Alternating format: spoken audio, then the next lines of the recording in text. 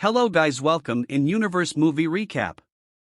Today I'm going to explain a horror, mystery, thriller film called The Night House. Spoiler ahead. Watch out and take care. A woman named Beth has just lost her husband Owen to suicide. He has left her a lakeside home where she starts to stay in order to process her grief. For a moment, she feels as though there is a shadowy image behind her. After sleeping there for the night, she goes to the dock where Owen's boat was, the same one he used in his final moments. Beth works as a high school teacher. She is visited by Becky, the mother of one of her students, Hunter. She comes to protest a C grade that Hunter got for his final assignment, which had been graded while Beth was out grieving. When pressed further by Becky, Beth explains to her how Owen took the boat out into the lake along with a handgun and shot himself through the mouth. Becky is left feeling guilty and accepts a B grade for Hunter. Later that night, she goes to a grief counseling session with her best friend Claire, Sarah Goldberg. While staying at the house, Beth finds floor plans for the house, indicating that Owen was building something there before he died. Later that night, Beth starts to hear music playing from downstairs. She gets a text from Owen's phone that tells her to go downstairs. When she calls the phone, the music stops and she hears what sounds like Owen's voice telling her to look out the window. Beth goes to the window and looks outside to see what appears to be Owen standing naked by the beach. Beth then wakes up from this dream. She goes to find Owen's phone and opens it to see that there were no other texts from him besides the last one he left before his death. As she looks through his phone some more, Beth comes across a picture of a woman in a bookstore who looks almost exactly like her. The next day, Beth joins Claire and some friends for drinks.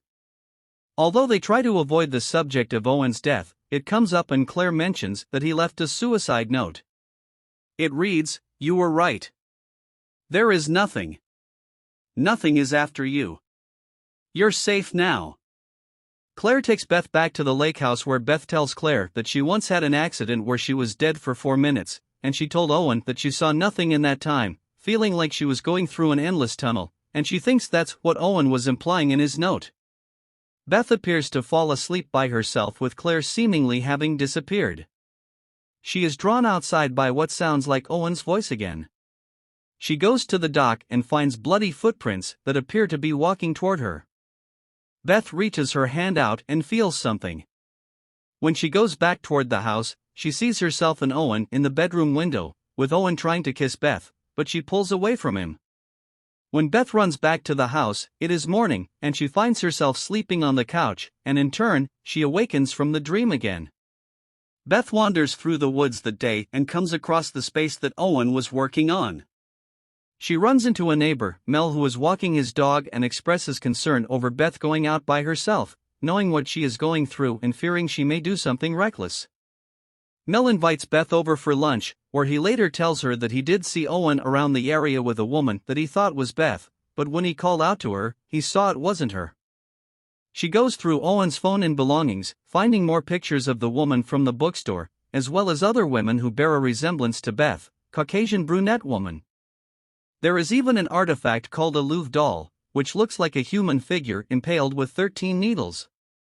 Beth visits the bookstore and meets the employee Madeline, the woman in Owen's pictures. Beth talks to her and reveals that she was Owen's wife and what happened to him, and Madeline all but confirms that she did spend time with Owen. When Beth returns home, she continues to be haunted by what she thinks is Owen's silhouette. Later on, Madeline visits Beth since Owen had also taken her to the lake house before. Madeline tells Beth that she had only kissed Owen, not slept with him, but he had attempted to choke her and she got away in time. Beth goes to the unfinished shed that Owen was working on and her foot goes through a floorboard. There, Beth uncovers the corpses of several women, presumably the women in Owen's photos. Beth tries calling Claire to tell her, but she just leaves her a tearful voicemail trying to deny what Owen really was. In her continued grief and delusions, Beth continues to feel Owen's presence and begins to break down as she just wants to be able to feel him again. The invisible force from earlier returns, and Beth appears to be able to hold and kiss it. When she asks the force if it's Owen, it replies that it isn't. Beth walks to the couch and sees Owen himself, but speaking with the voice of some kind of demon that claims it was using Owen to carry out the killings, and that it had its eyes on Beth the whole time. She sees an image in the mirror of Owen attacking and killing another woman. The next morning, Claire goes to the house to look for Beth, but she has taken Owen's boat and handgun out to the lake, looking like she is possessed and about to kill herself. Claire calls out to Beth loud enough to draw Mel's attention. Claire swims out to the boat just as Beth appears to snap out of her delusion.